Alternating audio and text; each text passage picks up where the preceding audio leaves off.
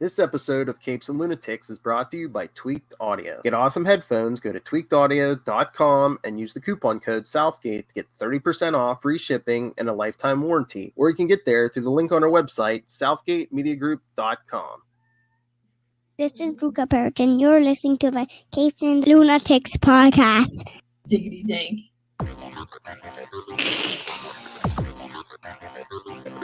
Come on. Hello and welcome back to an episode of the Nightwing News. I am Phil. Joining me as always is... Hi, I'm Kristen. And the cat. There she is. Look at that cat. Anyway, yes. Tonight, whenever you're listening to this, we're going to be reviewing what's more Batman Reborn stuff. This time, we're going to be covering Justice League of America 49 through 60. So yes, broad overview. But our Miss Kristen also got something new at the store. Ta-da! Robin, 80 years of the Boy Wonder. 5 years ago, there was 75 years, and now, 5 years after 75 comes 80.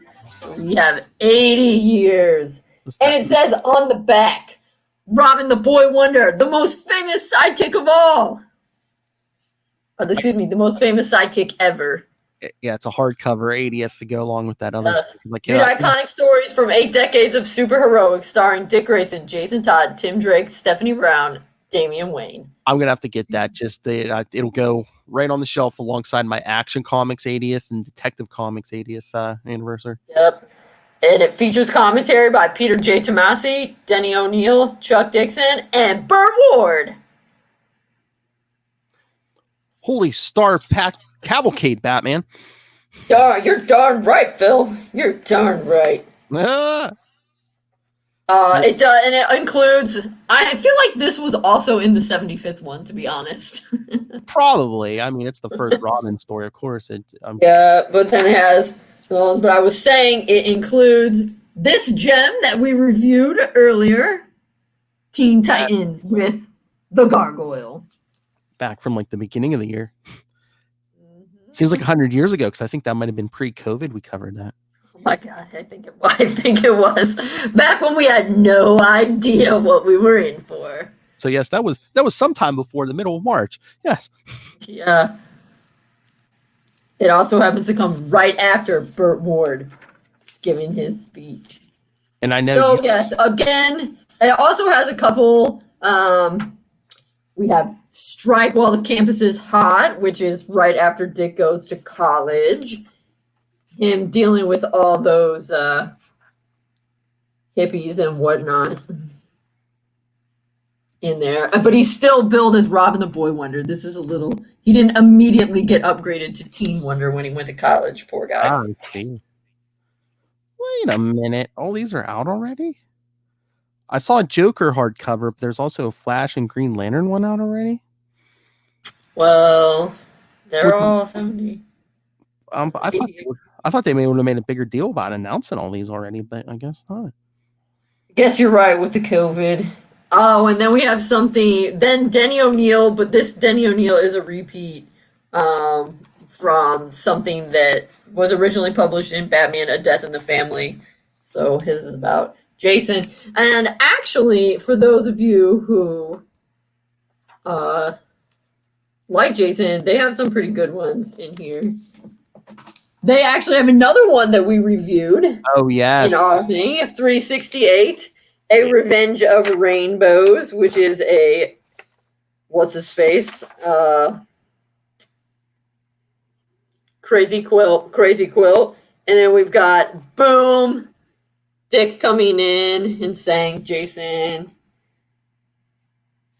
you be Robin. Bruce, you've just received a profound gift, Jay. Put it on. So beautiful. And then that actually came before Jason's new origin story. Oh, yes. I found that it's on Amazon. Also, then Jason has some new origin stories in Batman 410, Two of a Kind. So you said you got that at the store, right? Yeah, I saw it on Amazon, and then I went and bought it from.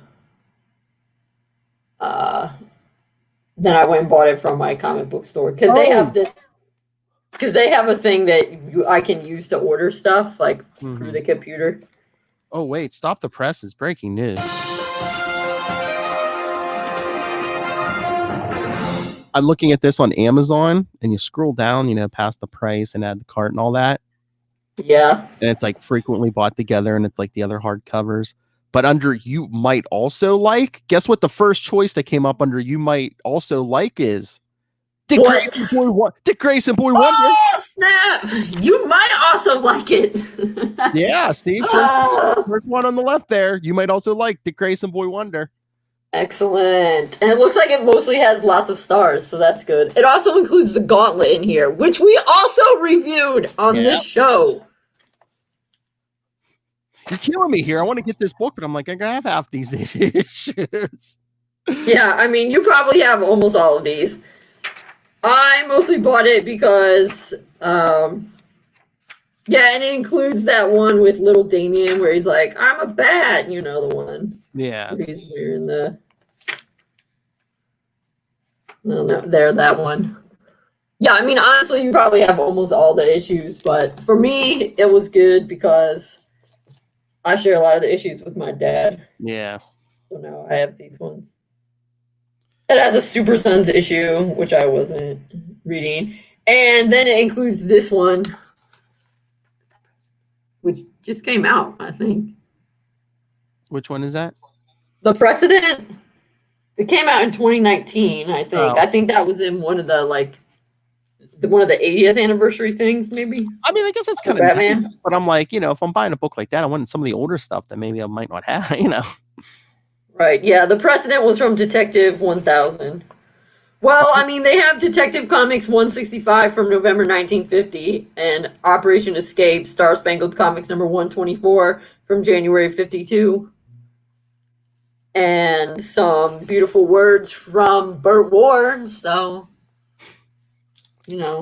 So, yeah. It's aesthetically pleasing. See, aren't those nice end pages? All the different Robin designs. Oh, and look at this. Look at what the actual so here's the cover. What do they call that? The paper cover, slip cover, whatever. That's cover. And look at that. Yeah, that's pretty slick, right? Mm-hmm. Pretty hot. So yeah, go buy that, and while you're on there, it'll say you might also go pick up Dick Grayson Boy Wonder. Also, I'm gonna have to write a review because they all have 5-star reviews. So Dick Grayson Boy Wonder. So yeah, go pick up Dick Grayson Boy Wonder and write a review. Awesome. Yeah. But this is good. Like I said, it's pretty. It's nice quality. So even if you have some of them, here's the list of what's in here, the full list. Oh, okay. Yeah, and I was gonna say, I think on the Amazon listing it had the issues that are in there. Yeah, usually it does. So yeah, I'm gonna have to check that. I think it's always good. I like to try to buy the Robin stuff, so DC knows. You know how it is. You know how it is with companies. You got to vote with your money. So right. So yeah, no matter how many times we're like, we love Robin, we love Dick Grayson, they're like, yeah, well, you better pay for it. I think I'm gonna count up. Be like, how many issues in here don't I have? Yeah, I'm probably gonna buy that. I'm gonna see like the Joker, Flash, and Green Lantern ones. If there's enough issues in there I don't have, yeah, I'm probably right. Well, and Wonder Woman should be getting one coming out in 2021 because I think that's when she's 80. So was it 41 or 40? I can't remember. I think it might have been early 41. So there you go. Where's the Justice? But that's a good. I was gonna say, but that's a good segue. All those people you named, Green Lantern and Flash and Wonder Woman, they happen to be in the Justice League. Maybe not this Justice League, but they're often associated with the Justice League. So this is like I said, Justice League 49 through 60. It starts November 2010 and runs right up until when New 52 starts. So yes, this was the last. These were the last issues before New 52. So October 2011. Look at what's on the back. Okay, actually, what was so bad about this Green Lantern movie? I don't know. There was just it was too goofy. They tried to cram in too much. Parallax should have been its own thing. Come on, Hot Wheels track. Come on. I mean, I only saw it once. I mean, I was like, okay. I mean, I didn't. See, I wasn't. I only saw it once. I wasn't amazed. I mean, I wasn't amazed, but I didn't feel like it was a dumpster fire. I don't know if it was a complete dumpster fire. It wasn't that 20. Well, the way people acted about it, they were like, "Oh my god, it's an abomination." Have you watched Deadpool or Deadpool 2? Yes. Oh yes. All right. So I guess. Well, we can't talk about all of them because it's too many issues. I went through and put little bookmark tabs on the things I wanted to highlight because I'm a nerd like that.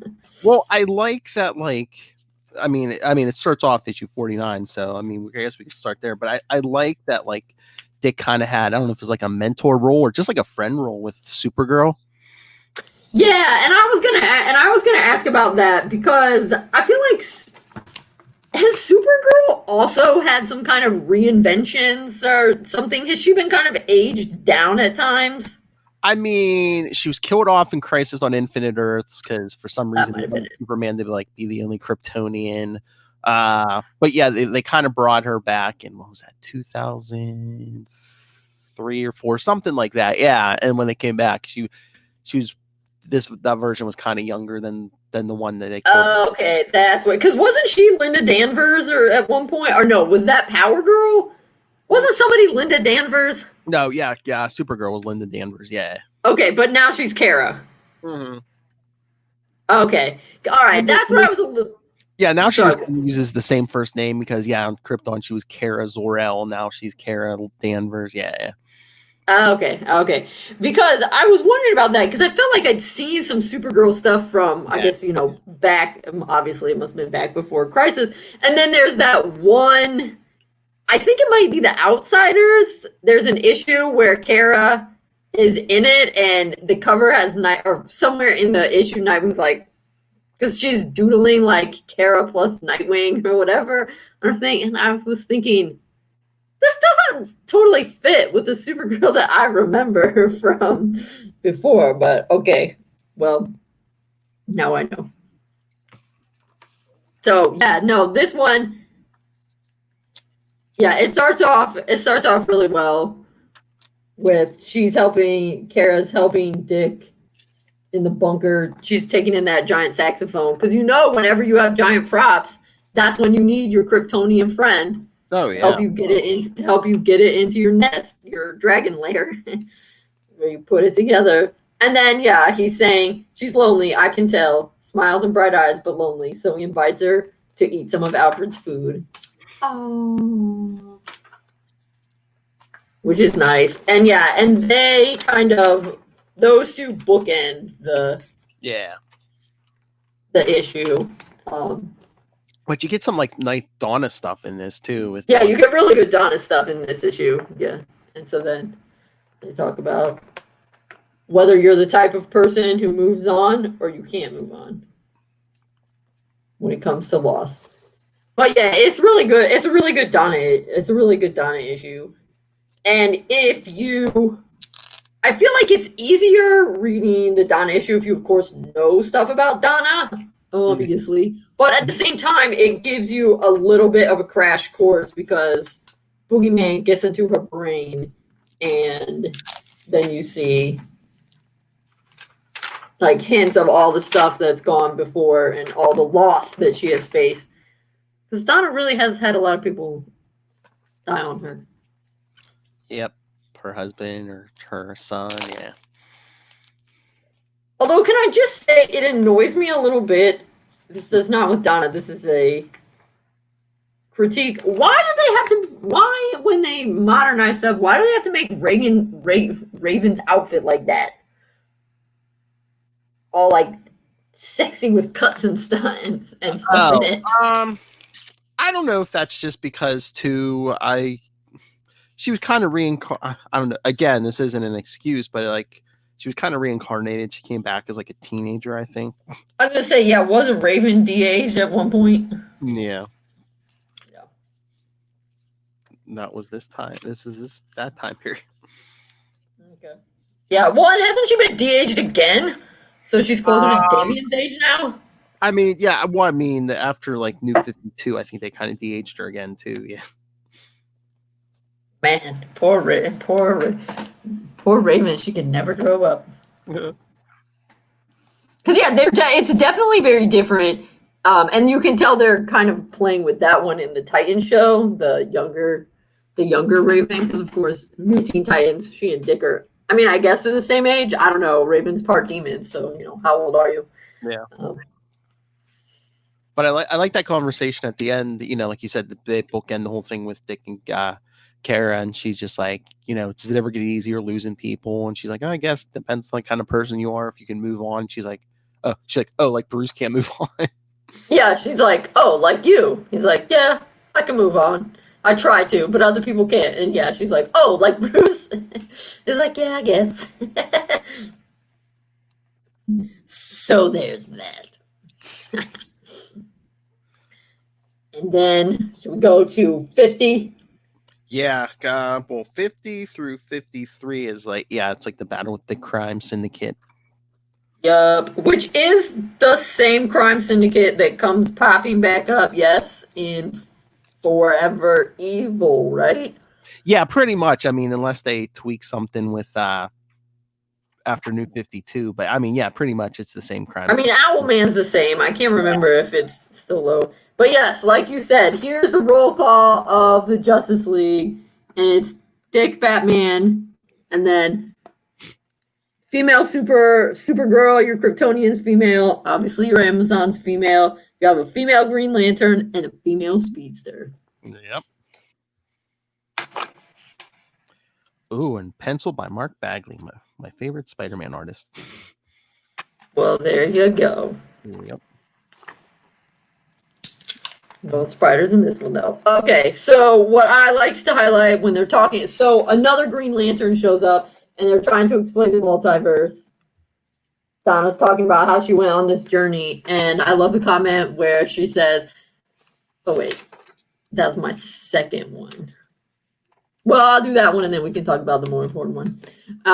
Where she's saying, like, oh, yeah, I went through we're looking for Ray Palmer, and she says, the hunt for Ray Palmer, me, Jason Todd, the Red Hood to you guys, and Dick in the Bag goes, yeah, I think I've heard of him.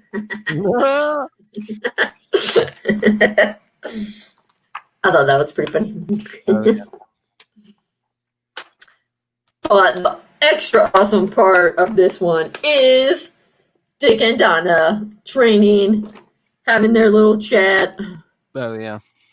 About, oh, it's fun being like this, blah, blah, blah. Donna says, the bottom line, Dick, is that you let us then, that's my Titan days, and you lead us now. And I'd follow you to hell if I had to. Yep. Oh. And then their alarm goes off, the alarm, and he's like, well, maybe this will take us to hell. No. And it kind of does a little. So, yes. And then, for our readers, in case they haven't read it, so then the crime syndicate shows up. And so it's not exactly equivalent. Well, I mean, there's parallels, but like, isn't it still Clark? Like Ultraman, who's the Superman, is still Clark, but Superwoman, who's the Amazon, is actually called Lois. Yeah. At least in this, so they're close, but not exactly. Yeah, it's not exactly the exact person. Like Owlman is like Thomas Wayne. He's like that universe's Batman's brother, or Bruce Wayne's brother. Okay, that's what I was thinking. Yeah, Thomas Wayne Jr. Mm-hmm. Yeah, and then what's the speedster called? Johnny Quick, which is kind of weird for Jessie, because not only does he have the same name as her father, I guess she said it looks like her father too. Yeah, that's creepy.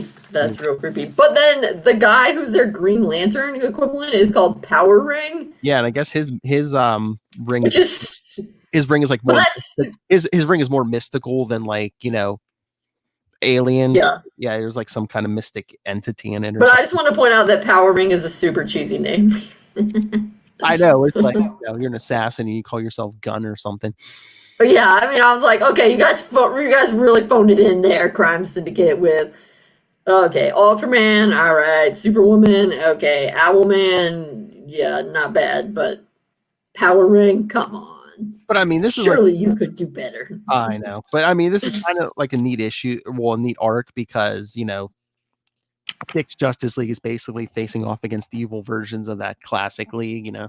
Yeah, no, it is really cool. It is really cool.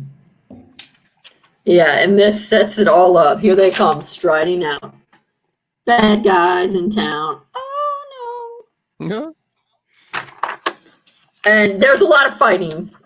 Oh, yeah. I mean, that's what happens when bad guys like this show up. Lots of fighting. And then they're like working with somebody. Oh no, they zap the Omega Man out. He comes back. There's Donna and Superwoman on the back.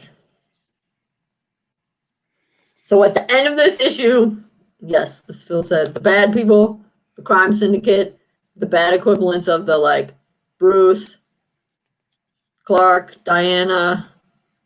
I assume, do you think it's supposed to be Hal Jordan, Green Lantern? I think so, or a close variation. Yeah, because I know there was because like it's weird because like their universe kind of mirrors ours because there was at one point John Stewart was on the team and somehow like this power ring gets killed and they get like a black power ring, so they mirror our universe.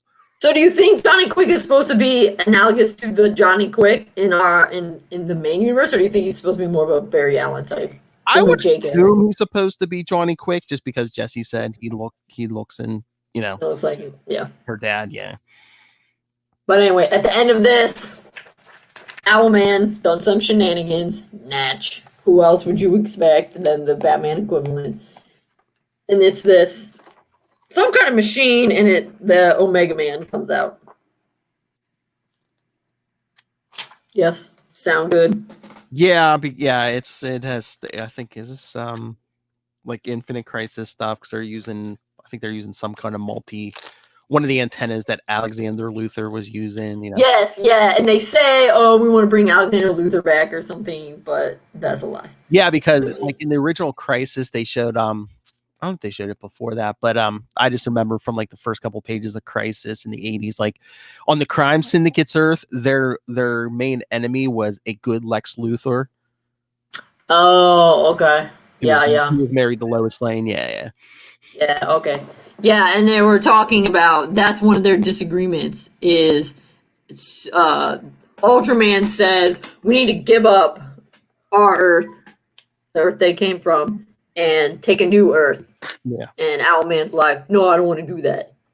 That's what they're arguing about in front of other people, though. Then this one happens. And then I didn't actually highlight anything in this one. I just was like, oh, lots of fighting. Yeah. But no, and then 51, I think, is it Power Ring, I guess, made Jade's powers run out of control because the Star Heart, which powers her and her dad, there was weird things going on with that through this whole run, but yeah, and that had something to do with Blackest Night, right? Or is it a different kind of sort of? Well, there was like an arc right before what we were covering. Yeah, I mean, oh yeah, that's true. Because 49's not Dick's first issue in Justice League. No. Right? Yeah. Okay. Yeah. But yeah, then so they were fighting in Washington D.C. It's covered by a giant green bubble, so all these other heroes are trying to crack through, like Superman and Flash, and And Blue Jay comes in from a different Earth, I guess. Yeah. Kara ends up going bad. But I just love how the heroes are like, oh no, what's going on in there? We gotta get in there, save the world. And Superman's like, there's hope. That team in there is the Justice League of America. They're new to it, sure, but they aren't new to this level of adversity. None of them are. I know that they'll come through. Way to go, Superman. Mm-hmm. What a good speech. Inspirational. The only way it could have been better if he would have been like, I trust the man leading them. I would trust my life to that man. That might have been a little too dramatic.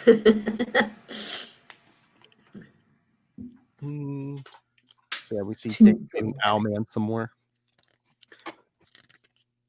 Which again is, I mean, pretty cool. We should see how capable Dick is fighting an evil Batman. Right, yeah, it really comes to a head in these last two. Yeah. Because and I'm like, I think it's cool that he's like used to all this cosmic stuff, but I guess, I mean, the Titans did enough cosmic stuff. Man, there was some crazy cosmic stuff happening in the Titans. Yeah. I mean, Raven, her dad, that's some crazy cosmic stuff right there. Demons and aliens and yeah. Exactly, yeah. Well, and Brother Blood had some kind of weird cosmic-y stuff on the side. Anyway, so you think Kara, Dark, Supergirl, you think she's just kind of being, whoa. Leaning into her, to her devil may care attitude by when Dick says, you'll have to choose a side. She kisses him. Whoa! But you'll see there's some strategy involved. Yep. Then at the end, it's really I would say it's really number 53 where we really see how Dick playing the long game. I mean, that's where it's like obvious for us. But at the end, when it's getting really bad, and the Omega Man's like, you can't stop me, ha ha ha. Well, yeah, because both teams look like they're teaming up because it looks like Dick makes a deal with Owlman. Yep, I have only one choice. And kneel before the Omega Man. Oh, gasp. Yeah. That was a really good cliffhanger to end it on. Oh, yeah. I would say. I mean, I'm glad that I was reading this later. Like, I mean, I've had these for a while, but I didn't actually realize that Justice League wasn't on my radar initially when Dick was Batman. Yeah. And then people were like, oh, he was in Justice League. I was like, oh, right. And so then I got them. So, yeah, I didn't have to wait. I wasn't like, oh, no, I have to wait for the next month. I got it later. I mean, the thing I like overall about this Justice League arc, it's like even more so than I think the Bat books of this time. Like he didn't have to pretend to be Bruce. It was they're basically like, yeah, you're Batman, but you're like, you know, a different Batman. Right. Yeah. Yeah. Because, I mean, that kind of makes sense because with the Justice League, I feel like with the Justice League, you are less, I mean, the same group of heroes you're interacting with, but in terms of civilians and enemies, it's much often different because you're dealing with these intergalactic threats, helping out aliens. The aliens didn't know what you were like before. Yeah. They're not like the cops and the criminals in Gotham. They're like, why is this guy smiling more and doing more flips? And I'm pretty sure the whole Justice League knew who his identity at this point. So it's like, yeah, he didn't have to pretend with them or anything. Right. Well, I mean, yeah, obviously the main people he's working with. Yeah. Donna, Kara, Jesse, Jenny, excuse me, they all know. But I'm like, if they all know, why couldn't you tell Gordon? Because you always have to pretend that Gordon doesn't know, even though you know that Gordon knows. I know. Gordon has to have plausible deniability just in case something goes south and the mayor or somebody's like, you need to arrest Batman. Oh, well, I will once I figure out who it is. And then Jenny thinks Dick's a coward because he kneeled to the Omega Man. Yeah, they're really playing it up. But then it looks like Owlman betrays them, of course. Yeah, and he's like, "Oh, I can't believe you double-crossed us." And Owlman's like, "You're dumb if you didn't think that." Yeah, Dick is playing it up a bit. I can't believe I trusted you, Owlman. Yeah, you really were outplayed. Oh, that's what you think, Owlman. Because then, boom, and who's the one thinking this? Oh, yeah, Blue Jay, who I don't really know much about Blue Jay. Let me read what he said, and then you can tell us who Blue Jay is, Phil. I'm not too familiar with Blue Jay, but I do. Okay, awesome. Well, Blue Jay is some dude that pops up who's a hero and knows how to work this electronics. He comes from another Earth. I know that. Okay, there we go. All right, so Blue Jay did some stuff, tinkering with it, and then light, and I don't know, I think Omega Man gets sucked in or something. And Blue Jay says, of course he had a plan the whole time. He's Batman. He always has a plan. Boom! Yep. And then you find out, oh, look, Kara wasn't really making out with him at all. She was whispering in his ear, I'll help you out. Basically, she was keeping an eye on Omega Man. Yep. Batman never trusted Owlman, knew he was a snake the whole time. His apparent acts of fear and weakness all a part of the ruse. A little overacted, if you ask me. Well, Dick is a born performer, so... And he performs on the stage where you gotta overact a little because people are far away from you. Well, he was a performer as a child. Exactly, that's what I said. But he's the performer that's, not in close-up. They always say, if you're on the, if you're doing the stage show, a play, Broadway, something like that, your gestures and everything have to be bigger than if you're in a movie or a TV show because the camera's right up in your face. So basically, with the help of a resurrected Alexander Luthor, they booby trapped the thing that Omega Man was the machine he was using. That instead of destroying universes, and when he's sucked into the multiverse, he's every time he goes past one, it'll heal the universes. Yep. Well, and they use the other Green Lantern. Yes. The kind of Green Lantern who popped up on the Earth because she has the power to resurrect you for redemption. So she resurrects Alexander Luthor.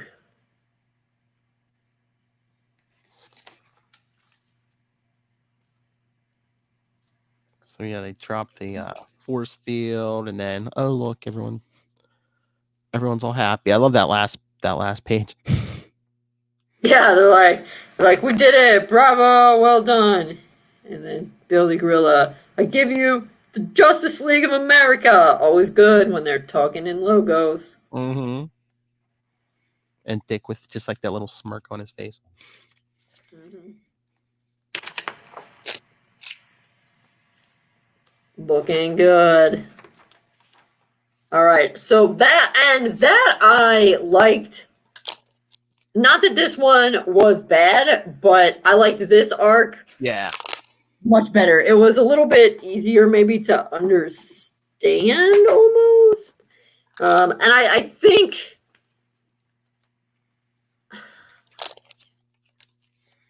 this Rise of Eclipso one is almost too long. Yeah. I think it's 6 issues. And this one was not that many. Yeah. The Eclipso 6 issues, and this with Omega Man was 4.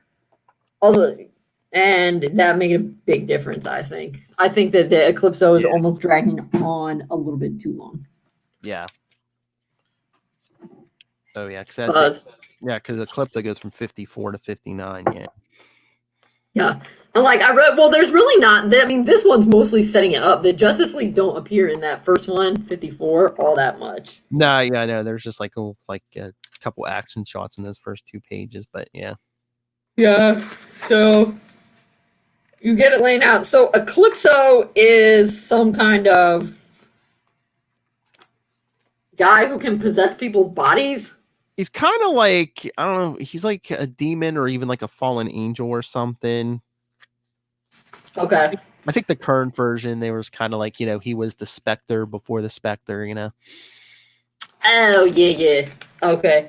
And so then he gets his buddy Shade to help him out. Yeah, he possesses a bunch of villains. Yeah. Right. Yeah. Okay. I'm trying to remember, was that Shadow Thief? Yeah.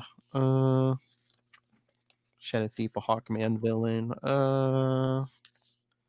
Yeah, he possesses a bunch of villains, creates his own army, and then the whole Starheart thing. Wait a minute.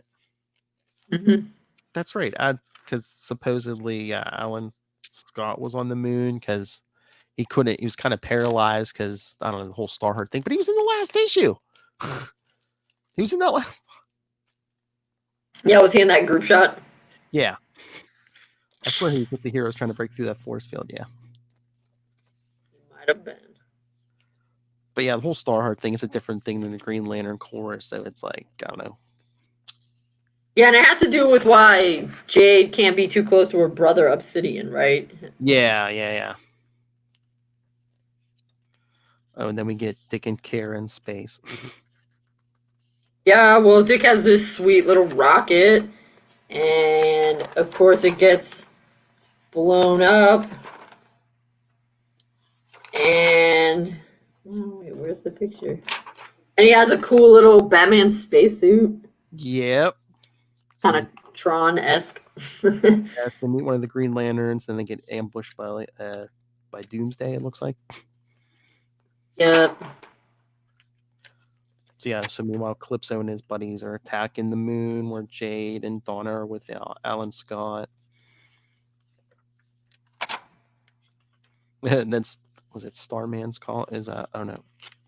Yeah, Starman's at the tower calling for help, and Dick's like, "We're a little busy." Yeah.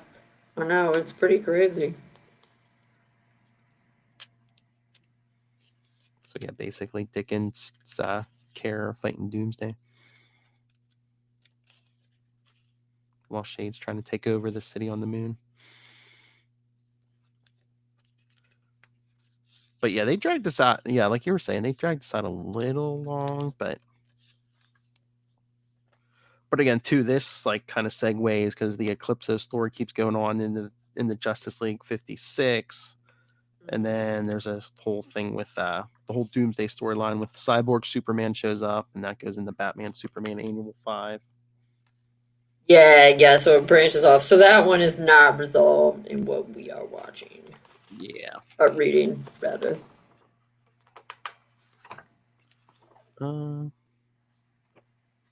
I mean, some of these covers, these covers are kind of sweet, but...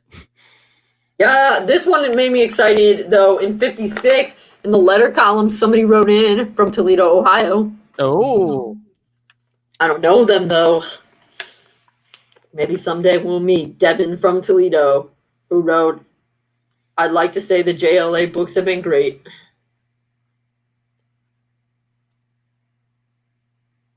Glad to hear it, Devin. I think it was it last year? I think Matt, who's on the Quantum Zone with me, he wrote into the Guardians of the Galaxy comic, and they printed his letter. Nice.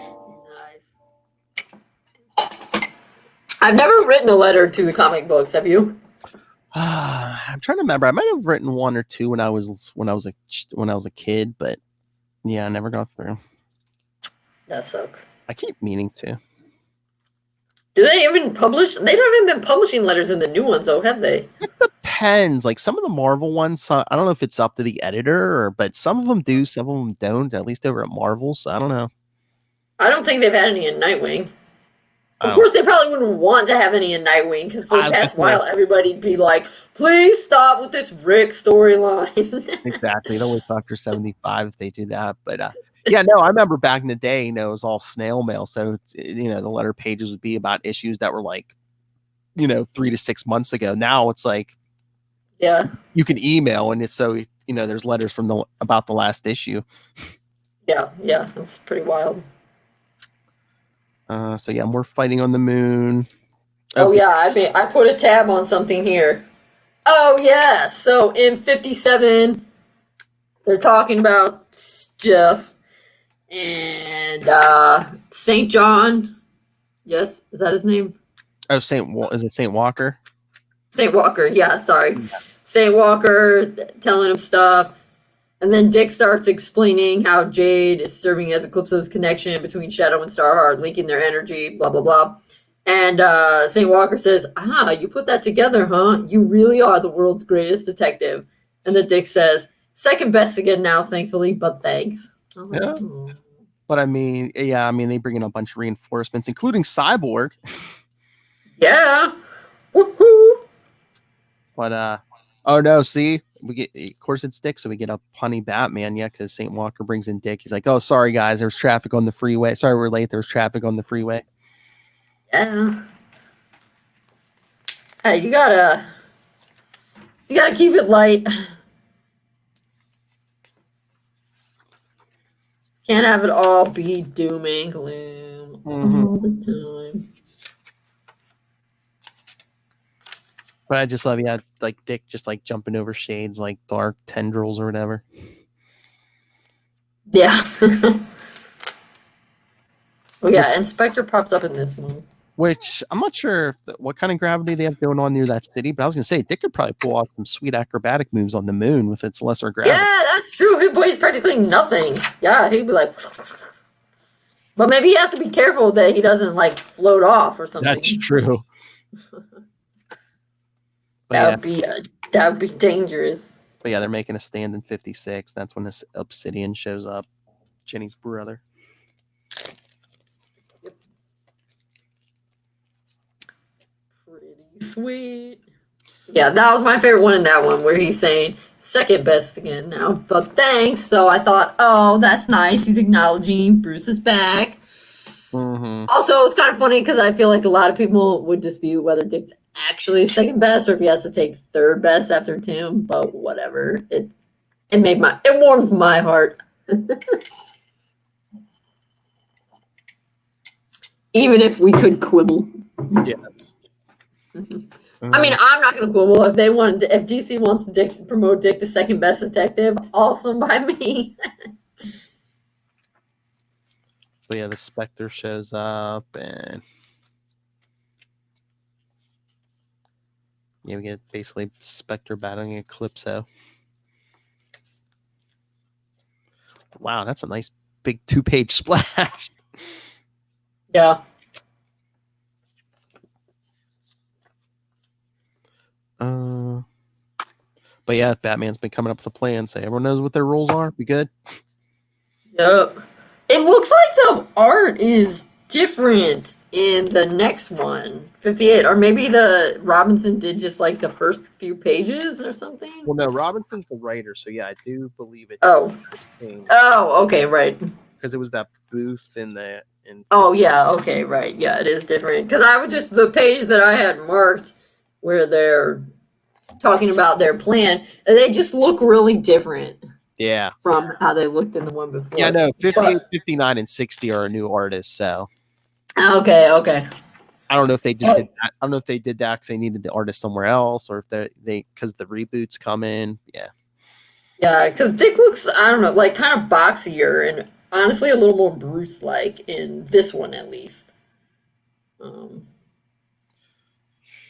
In 50, whatever we are, 58.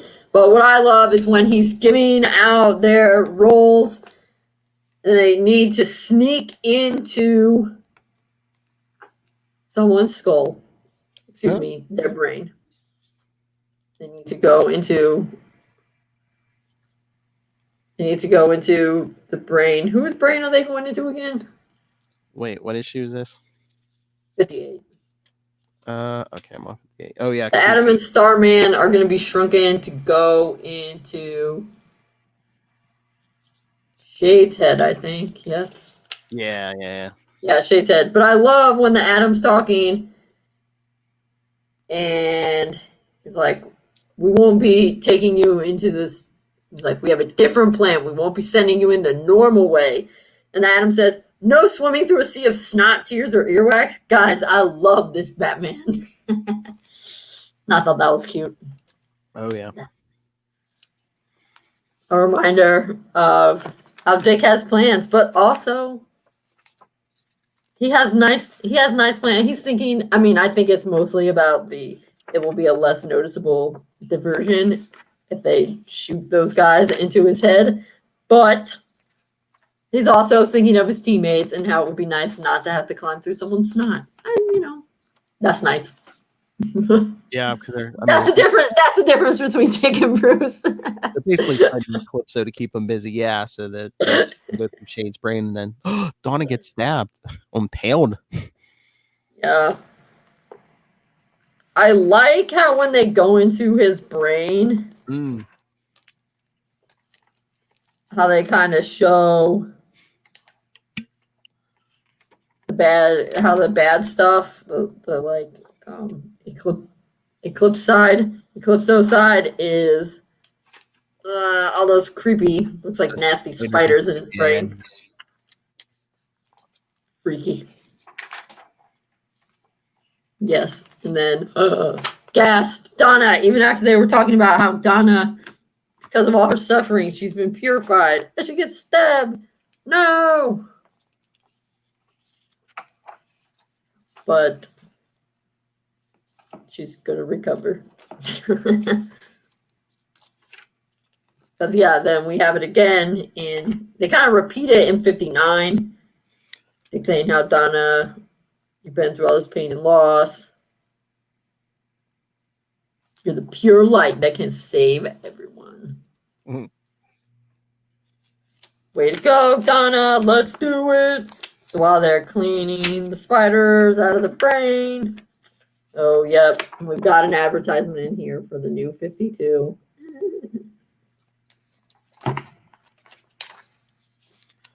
Yeah, they free shade. They're in Shade's brain. They free shade, which frees everyone who had Calypso had under his power.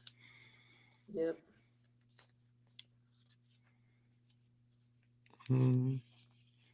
They basically just like wear down the Calypso until he turns back into Bruce Gordon. I know. Correct me if his name was Bruce Gordon. I know.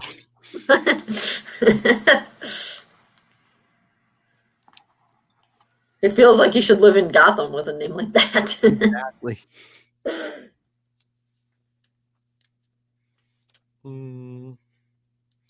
Oh yeah, and I love that Adam's like, oh yeah, the current JLA's been doing a great job, and I hope you remain in the Justice League as long as you want. And then the last page is just 5 weeks later. Dick's like, all right, this is our last meeting ever.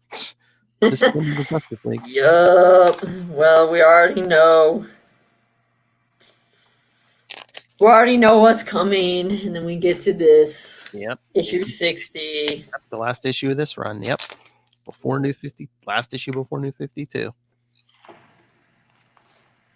Yep. And everybody's talking through. Oh yeah, they show some of these missions. I don't know if maybe this was just like Robinson's, like, if I could have kept going, this is what I would have done. Oh, maybe, yeah. That's what I had next. Some robots. Yeah, them fighting all these robots. I mean, lots of jazzy stuff.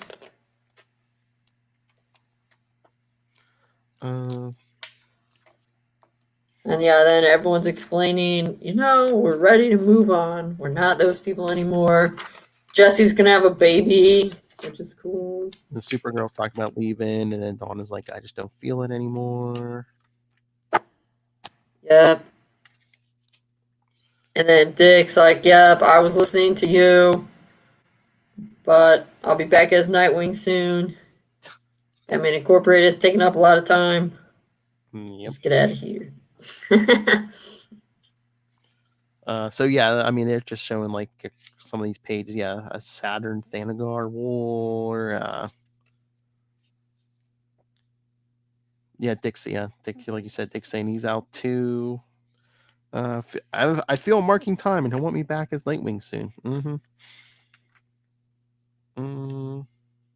So yeah, we see people leaving.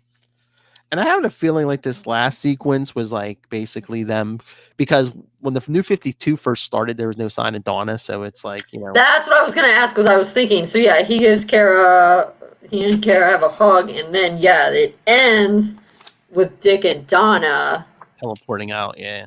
Yeah. And right, and she right, and he's saying, I can guarantee not everyone is gonna forget you. And then Donna's like, it was fun, Dick. I'm glad I got to do it with you. He says, me too. And then things must end. They go away. Aw. Yeah, did Donna not come? I'm kind of forgetting now. Did Donna not come back till he had that Titans hunt? They didn't bring her back right away. I'm trying to remember the exact point they brought her back, but I mean, it was at least a year or two, and then into that, they didn't. I think before they brought her back. So. Yeah. Well, because wasn't Wally West? Well, it's like the minute, Or wasn't there like a different version of Wally for a while or something? well, that's the weird thing. It's like, okay, when New 52 started, like Tim's version of the Titans were running around with, which I think he had Beast Boy, which was weird. And then eventually when they brought back the original Titans, they're like, oh yeah, everyone, we got made to forget. So it was like Dick, Donna, basically, Right, yeah. basically everyone but Cyborg, because he was like in New 52, he was like a founding member of the Justice League, which makes no sense. And, like basically erases his friendship with Beast Boy and everyone else in the Titans. I know. It felt like he didn't have any friends in JLA. Well, that's what I said. I'm like, I don't care if he's a member of the Justice League, but how about work up to it? Have him be a Titan first so he has those friendships. Right, yeah. I mean, they could have had him be in Justice League and it be acknowledged, like, yeah, he was a Titan before, and he don't have to be there from day one. Beast Boy was his buddy. Right, because it's not. I mean, because even as much as they try to pretend with the New 52, we started over. No, you didn't. You're just plopping us down into the middle of another universe because we've got at least 4 Robins running around. I mean, you can't go back to 1940. Yeah, no, I mean, like, that was my problem. It was like they kind of like that was the problem with New 52. They cut out their biggest strength, which is like all these legacy characters and stuff, and they basically like, oh yeah, starting New 52. I mean, like Justice League and like Action Comics started earlier, but everyone else, they're like, oh yeah, we're 5 years into this universe. Okay, go. We'll fill you in on history as time goes on. It's like, really? But yeah, which I feel like if you were filling us in on history as time goes on, why didn't we just stick with the universe we had? And then it's like they wanted everything at day one, so it's like, all right, we're 5 years into this universe, but already Dick, Jason, Tim, and Damian have been Robin. So it's like, what? So Bruce had like a Robin a year or something. Right, yeah, and how are they supposed to be different? Yeah, it just didn't really work. Yeah, no. And they, Well, and how Barbara was injured but done all her Oracle stuff and is already back. Like, I'm still kind of mad that. I'm glad that Barbara's there, but she was super cool as Oracle. And I'm kind of sad. I'm pretty sure. I don't think they're gonna cripple her again, but it looks like they're saying after Batman 100 she may be doing, I don't know if it's part-time or what, but she's gonna be maybe Oracle again at least some of the time. See, and that's fine, but I liked her as disability representation. I would prefer that they gave her a different origin story for why she was paralyzed. Like, I don't know, couldn't it have been a car crash or something? I mean, not that I want to wish, a bad thing, but I mean, it didn't. I feel like they didn't have to take out all of the good stuff to try to erase the bad, like, fridging thing from the Killing Joke. They could have just. I mean, people get injured in Gotham City in normal ways too. Everything doesn't have to be the work of a supervillain. I mean, I think it would have been better. Basically Joker just comes to the door and shoots her. I think it would have been better if if he was aiming at her dad and she like threw herself in the. Right. Yeah. I mean, that's true. Yeah. You could have done something like that, or he did it to her deliberately. Like, as in he wanted to hurt her, not I am hurting you because I want to hurt your dad, because that's like the very essence of fridging. Let me do something to a woman to bring about man pain. Just so long as he didn't then like strip her naked. Yes, creepy. Yeah, I mean, they're getting in the stuff in 3 Jokers, and oh my god, that's a poop show over there. But you don't like it? It's just I've been reading it. It's like there's multiple Jokers, and it's like what the world's greatest detective hasn't realized he's been dealing with more than one man for years. Really? Oh, and in issue 2 that came out last week. I mean, she shut him down pretty quick, but Jason kissed Barbara. What? I'm like, oh no, son, back off. That's not yours. No. Yeah, she was not into it. Oh no, yeah, she says, oh no. Yeah. What the heck? Yeah. Why do they have the Robins just going around kissing people? What the heck? I was gonna say, if she's kissing a Robin, she's kissing the best one, son. Also, yeah, I would be really weirded out by that as Barbara. Like, I'm sorry, Jason. Just because I've kissed your older brother doesn't mean I also want to kiss you. Exactly. That's weird. Exactly. That's really weird. Like, I'm not community. Yeah. Exactly. Again, it's just like, oh, it's the girl going to pass her. I'm like, that's stupid. It's like, No, that is treating her like an object. That's bad. Exactly.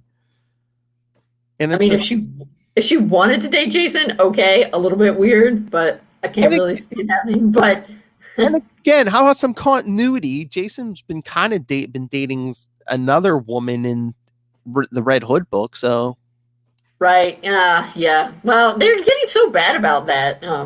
I know back in the day they used to have like yearly meetings at least, and where they'd be like, if you were dealing with the same character in different books, you're like, okay, well, here's what I'm taking the character in my book. So they all made sure like all their books lined up.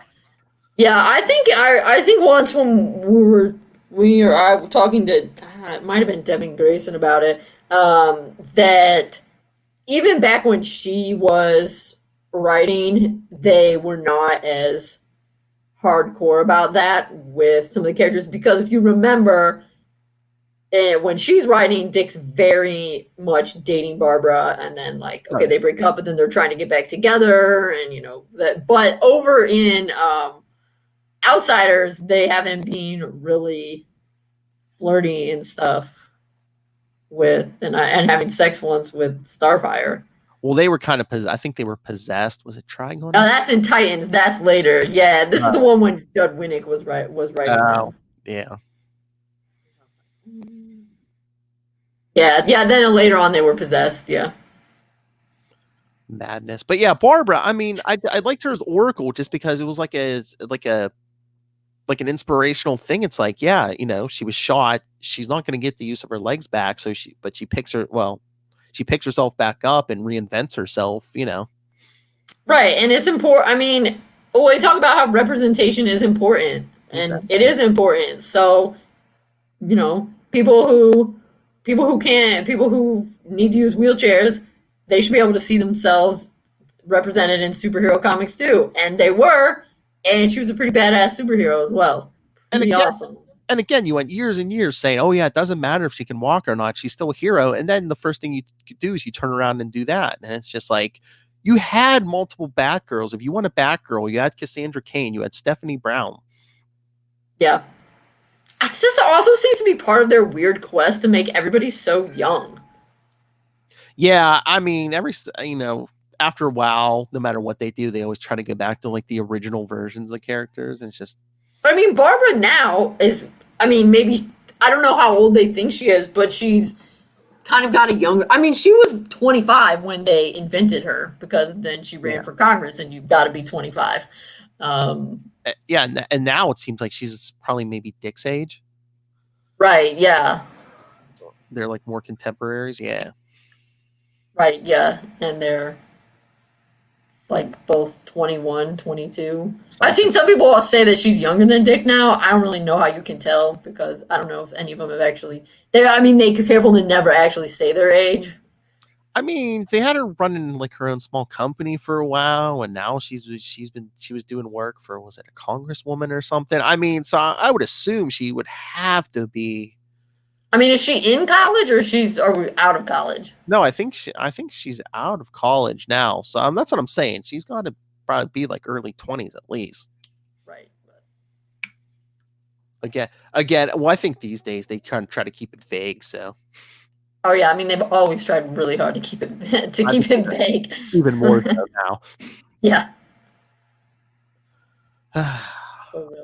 All right, so final thoughts on this. Final thoughts. It's a good run. I would say though, if you have a limited amount of time, most definitely read 50, 51, 52, 53. Yeah, 50 through 53. 49 and 60, not bad, but the Crime Syndicate and with the Omega Man is really good. In general, it's a really good one. Oh yeah. With Donna, but also, if you like reading stuff about Dick Grayson, which obviously you do if you're listening to this, then you'll like it, because it does highlight, how Dick is Batman, and Batman always has a plan for that. Oh yeah. What your final thoughts, Phil? Like I said, like you said, I mean, it's good. Yeah, Dick very Batman-esque, in the planning and the strategy, but he's like I said, even more so than the Bat books. He's really his own man over here. Yeah, and he's definitely more fun than Bruce would be, and you get lots of great quotes about "I love this new Batman" and stuff. Everybody else appreciates the fun. I mean, you could almost switch out that bat suit for his Nightwing suit, and you really wouldn't miss much. It would pretty much right. That's true.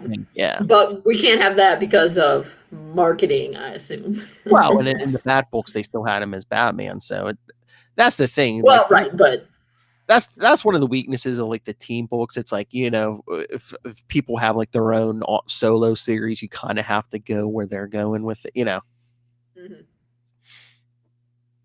And of course, we have to remember that always it's about the real world and the marketing in that real world. Money talk. So yeah, that's definitely part of the reason that they're like, oh, we got to reset this. That this Justice League is a really great Justice League for people who are into comics and are into these characters, Yeah, and who have kind of more background knowledge. But it's not a good Justice League if all you'd ever seen was, although I realize this came before the Justice League movie, but if all you'd ever seen was the Justice League movie and then you picked up this Justice League, you'd be confused.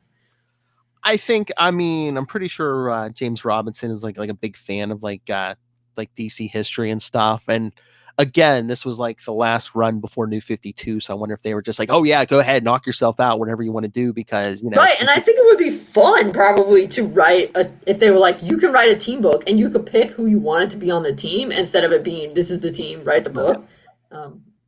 Yeah.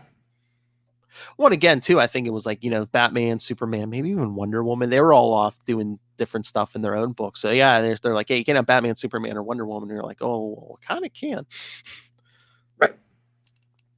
But yeah. Right. And so it's fun. It's kind of like it's a fun experiment, kind of like with Dick and Damian as Batman and Robin. It was kind of a reversal. And this was a much there are people who get along. Like Wonder Woman, she's good. And Clark, Superman, they get along well. They work and play well with others. But Batman doesn't always. They don't always write Hal Jordan as working and playing well with others. So this was a much less confrontational Justice League. Oh man, Justice League in like the 1987. They got Bruce as Batman on the team. The Green Lantern was Guy Gardner, who was like basically a huge jerk at that point. Right. Okay. Yeah. Maybe I'm thinking of Guy. Yeah. Doesn't Batman punch him or something? Oh yeah. Or does he punch Batman? Well, Guy Gardner's always mouthing off, and like eventually he's just like he takes off his ring and he's like, "Oh yeah, Bats, let's go!" And Bruce just decks him with one punch. Right. Yeah. Like you're not gonna see that in this Justice League. No. And I think to round us out, speaking of Guy Gardner, have you seen the meme going around on the internet where it's supposed to be some guy saying, oh, what's up with women? Your Superman is here and you don't recognize him. I guess nice guys finish last, something like that, whatever. And some woman goes, oh, you think you're Clark Kent? You can't hold a candle to Clark Kent. And it's, here you guys are being Guy Gardner thinking you're a Clark Kent. And then the reply to that is, that's the sickest burn ever. Something like that. Burn. Exactly. So. All right. So. Yeah. Everyone, don't be a Guy Gardner. Be a Clark Kent. Or a Dick Grayson. Exactly. Just don't be a Guy Gardner. That's true. All right. So next time we're going to be back Detective Comics, The Black Mirror. So 871 to 873. Okay. And then it'll be good for Halloween. It'll be good for Halloween. Yes. That's it. Let's see. Yeah. So, and then we were going to do like 4 weeks in a row of Detective Comics, but we might break that up with when we talk to Kyle and Dan Jurgens. So. Yeah, so after next week's episode, we might get 2 interviews in a row. So, Whoa. yes. Oh, and We're reeling in the big fish here. and the Dan one will be good because that's going to be Nightwing 75. Let's hope exciting things happen. Well, I'm sure exciting things will happen. Yes. I hope they're good exciting things, though, and not sad exciting things. Exactly. We're going to be back in the suit, so. Oh, I know you were saying, there that preview page I sent you of Batman 100 where it was kind of flirty with Barbara. But again, too, remember, that's being written by someone other than the guy writing Dick's books. Oh, yeah, that's true. That's true. And they can't agree. So, yeah, so I was going to say, so I don't know, I wouldn't take that as, B's fate is sealed, so. Okay, that's good. All right. I'll try to keep my mind open and my optimism high. Yes, so next week, Black Mirror, followed hopefully by 2 weeks of interviews. So if you have questions, thoughts, whatever, email us, capesandlunatics@gmail.com, or call the voicemail, 614-382-2737. That's 614-38-CAPES. And remember to follow Nightwing News on Facebook, Twitter. You can find links to all of our stuff, links to our YouTube channel where you can watch this video, links to our Patreon where we're talking all things Star Trek, links to merch like this cup. Yeah, what's the website for the merch? Go to TeePublic. The link's in the show notes all the time, so just click on the link, it'll take you right there. Like I said, cups, phone cases, t-shirts. Oh, and since this will probably be the Lilith and I have rebranded our Before the Bad podcast, which airs over on Capes and Lunatics Sidekicks. Now we are the Night, the Batman podcast. So nice.